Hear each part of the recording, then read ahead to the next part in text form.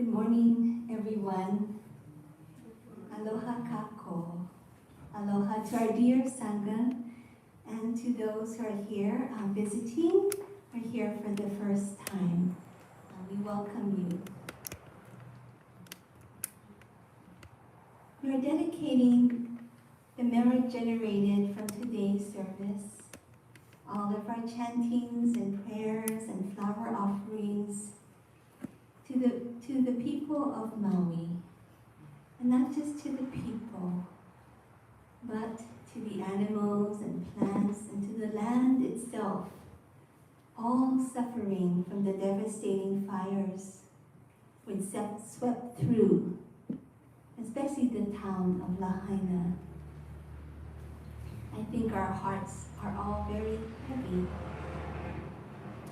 It's hard to grasp the extent of the loss and of what the people are going through on Maui.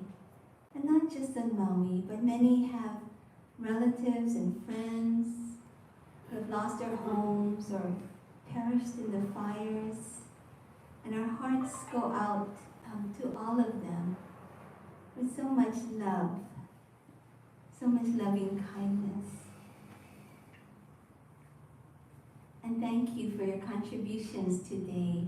We'll make sure that all of the donations collected at today's service be sent to the Hawaii Community Foundation's Maui Strong Fund.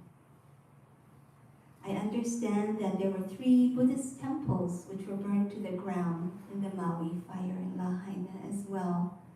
A Jodo temple, Jodo Mission, kind of famous one, a Honganji temple, and a Shingon Buddhist temple.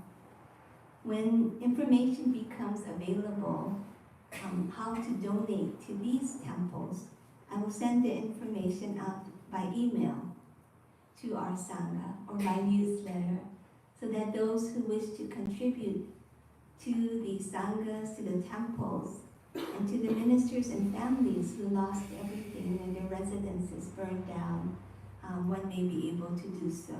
So I'm in touch with our Soto Zen Temple in Paia, Maui. They're all fine. They reassured me that their Sangha, their members are fine.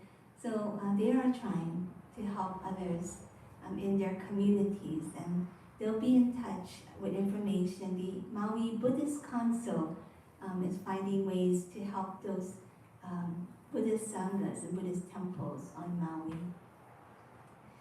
But today I'd like to share with you the story of the broken cup. It's a story which I shared in our temple newsletter, and I'd like to share it again and talk a little bit more about it. So as you know, our temple has a gift shop in our basement, thanks to our many volunteers who make it possible. And it wasn't too long ago that a couple from the mainland visited the temple and asked me if I could open the gift shop for them. So I was glad to do that. I opened the gift shop downstairs and told them, oh, take your time looking around. They said they had been to our gift shop before, so they knew about it. So the woman in particular took her time. She looked at all the things inside the gift shop. After a while, she came to the gift shop counter holding one small object. And it was about, this is an example, about this size, very small. And I looked at it and it was marked $1. And she held out to me this tiny decorated cup. And it's diameter maybe an inch or inch and a half, very small. And I looked at it and I looked inside, and painted inside was a picture of a woman wearing a kimono and their beautiful flowers, like plum blossoms painted inside, and then there were beautiful flowers painted on the outside as well. And then upon close inspection, I noticed that the cup had a chip in it. It was chipped. I said, oh, no wonder it's $1, you know. But then I looked even more closely and I saw that it was cracked. It had cracked apart and been glued back together again. So So I wondered why. Why did this woman want to purchase a small broken cup when there were so many beautiful things in the gift shop? Well, she held it very gingerly and she looked at it very lovingly. And she said, of all the things in this gift shop, this little cup called to me. She said, my father, when escaping the Nazis, carried a cup on which a prayer was inscribed. And this cup broke along the way as he fled. But when he got to safety, he glued his little cup back together again. And once a year, he would inspect it and repair it. He treasured it. She said, now my brother is the owner of this little cup, now that our father is gone. She said, maybe that's why this little cup called to me. It needed someone to take care of it. Her words touched me deeply and helped me to see beyond this cracked and chipped little cup to the significance that it held for this woman whose beloved father had escaped with his life, holding just such a cup that was precious and sacred to him. Too often we only look at the surface of things like I did and make judgments about them. Oh, that's just a piece of junk, it's no good anymore, it's chipped, throw it away, it's broken. But my encounter with this woman contained a beautiful teaching. She helped me to see a cracked cup with new eyes. In her hands, this glued back together cup had become something remarkable, exquisite, special, sacred, a treasure, because she had the eyes with which to see its beauty and the ears to hear it calling to her, and her heart which continued to love and honor her departed father and the values that he had held dear. She helped me to see that something broken could be, as its as-isness, perfect, beautiful, exquisite.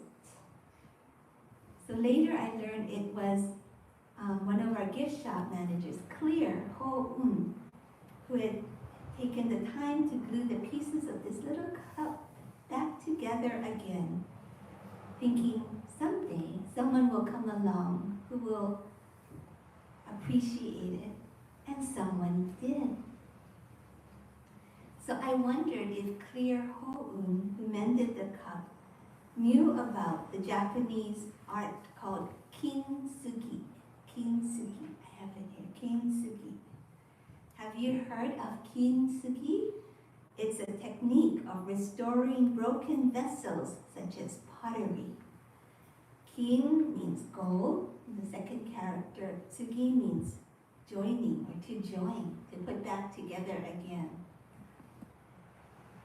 When restored using this kintsugi technique, the flaws, cracks, and blemishes of the vessel, of the piece, whether it's a bowl or a plate, are highlighted with gold. I have some pictures here of kintsugi.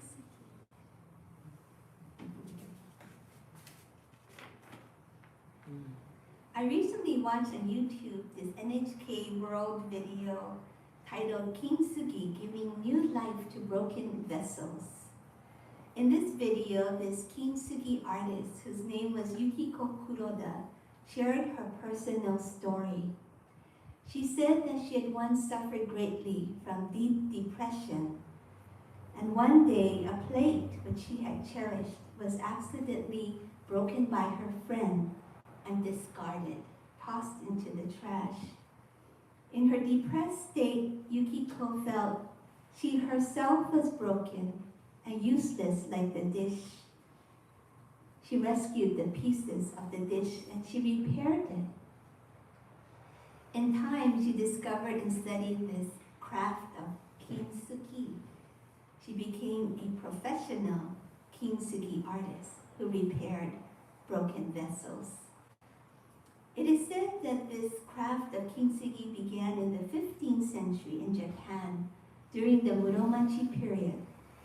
According to legend, there was a shogun named Ashikaga Yoshimatsu who lived from 1436 to 1490.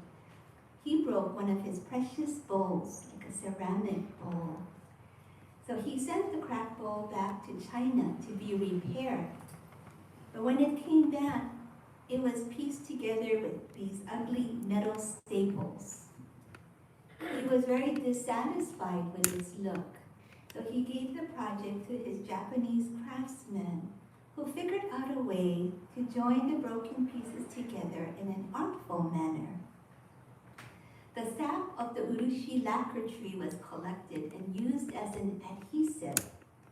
Urushi was also used to fill in gaps in the pottery and is a coating to strengthen the piece and impart a glossy shine. The final step was to apply gold over the cracks. The piece was not only restored, but the gold lines made it elegantly beautiful. As one can imagine, the shogun was pleased. The art of kintsugi takes a lot of time and a huge amount of patience. From the video, I learned it could take months, even a year, to restore a single vessel. The lacquer has to be applied over and over again, and the piece is burnished each time. Finally, gold is carefully applied over the cracks. The kintsugi artist Yukiko Kuroda quietly expressed how she felt healed through her work of repairing and restoring these broken vessels. She herself was once broken, her life fragmented into jagged pieces. Her craft made her feel whole again.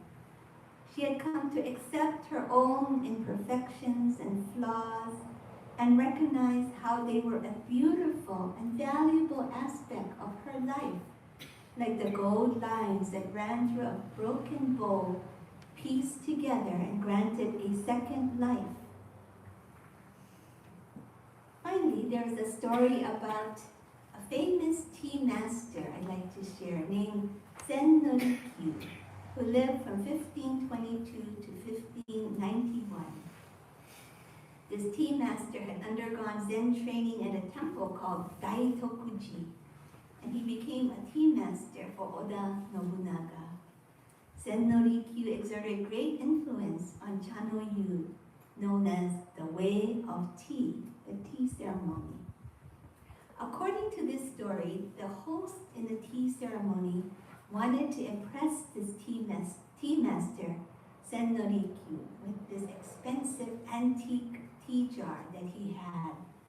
So when Sen no Rikyu visited him, he set out this really expensive, gorgeous tea vessel. But Sen no Rikyu ignored the tea jar during his visit. And he kept looking out the window and admiring a branch on a tree outside the tea room. After he left, the enraged host smashed the vessel. But someone picked up its pieces and it was repaired.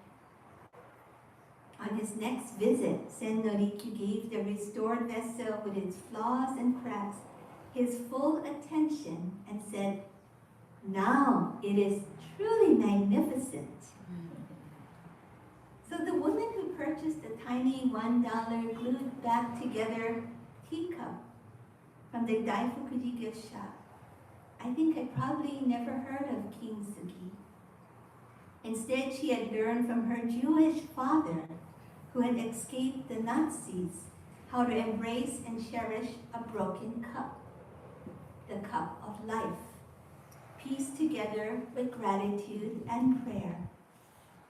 In our Buddhist tradition, we take refuge in the three treasures, Buddha, Dharma, and Sangha, which help us navigate the waters of life. We understand that during the course of our lives, we will inevitably experience ups and downs, loss and hardships.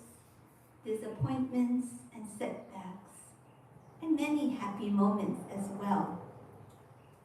The Buddha's teachings on impermanence awaken us to the reality that we're living in a constantly changing world, and that we all must eventually part with those we love and cherish, our dearest family members, our beloved pets, and our wonderful friends. At times we may feel broken and flawed, the way Yukiko Kuroda felt, the way the people on Maui must feel, their lives shattered and fragmented into jagged pieces. And like Yukiko, who became a kintsugi artist, we can learn to embrace our sorrows, our blemishes, and our brokenness with a golden heart of kindness and compassion, which we learn from the Buddha and the Bodhisattvas. I'd like to conclude with a poem by a very famous Zen poet monk whose name was Ryokan. And this poem is from a book in our library called Dewdrops on a Lotus Leaf, translated by John Stevens. It's called My Cracked Wooden Bowl. This treasure was discovered in a bamboo thicket. I washed the bowl in a spring and then mended it. After morning meditation, I take my rice gruel in it. At night, it serves me soup or rice. Cracked, worn, weather-beaten, and misshapen, but still of noble stock. By Ryokan-sama. He's a Soto Zen poet monk. So let us recite the fueko together, sending our love to those on Maui who feel broken and fragmented, who feel that all is lost. May they be uplifted. May they find healing. May they be surrounded by the love of community, and not just a local community, but a global community.